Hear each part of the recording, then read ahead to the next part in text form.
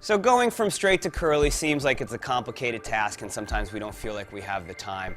I want to show you a quick 5-minute look from going from straight to curly that you can have that texture without really spending a lot of time to do it. So here you can see the model is starting with straight hair. Her hair is not overly big, it's not really overdone, it's just nice and smooth. If you have frizzy hair, you might want to blow it out a little bit. If you already have a little bit of wave, you might want to leave it in, and we're really just going to accentuate the movement of the hair using a curling iron. So, as we see the video, you can see I'm taking the curling iron and I'm just wrapping the hair from where I want that curl to start, going all the way down. So you'll notice that the iron, the end of the iron is facing down towards the floor, and I'm just very loosely taking vertical sections on the side of the head and just working from where I want that curl to start, which is usually around the cheekbone, and then working its way down to the ends of the hair.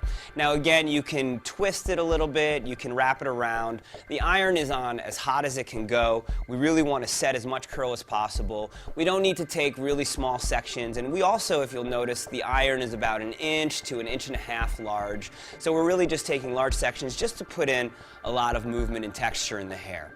Now the idea is we're setting the hair so that later we can kind of loosen it up and just again create that nice soft beachy wave that's pretty and refined.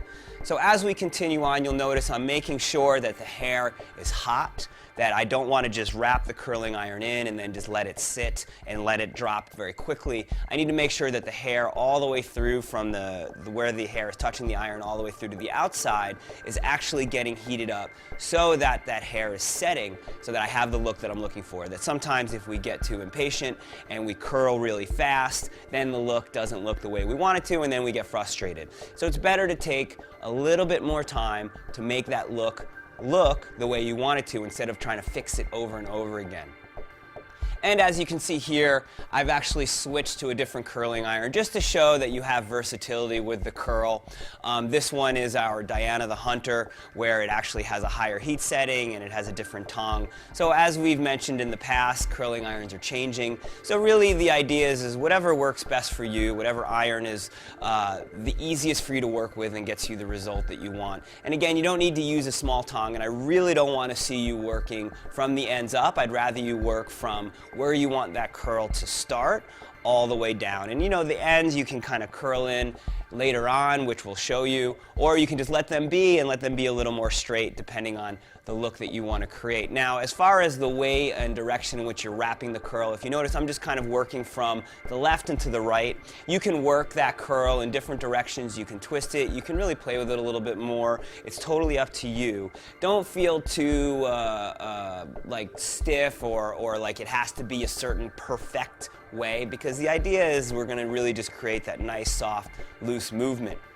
And again, the iron is set hot, and what I've done is I've prepped the hair with a little bit of hairspray. You're always going to want to put a little something in there to help just act as a little bit more grip and a little bit more hold, so that when the heat is applied to the hair, it has something to hold on to, because sometimes if the hair is a little finer, that curl doesn't want to hold or set very well. So as I continue on, I'm using a larger curling iron just to show again the versatility, and I'm just wrapping it around, and you can keep that hair flat, or you can actually twist it as you go, or you can alternate each section so that way that hair has that nice soft texture.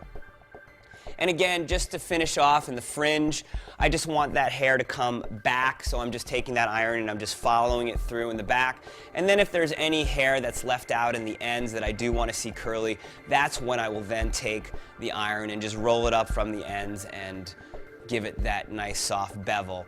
But again, you don't have to recurl everything, and you don't want to keep curling the hair over and over again, because if you do, what's going to happen is that hair won't hold that set. If you want to at the end, you can finish it with a little bit of more hairspray, or if you want to add a little more texture cream or something in there just to give the hair a little more bounce.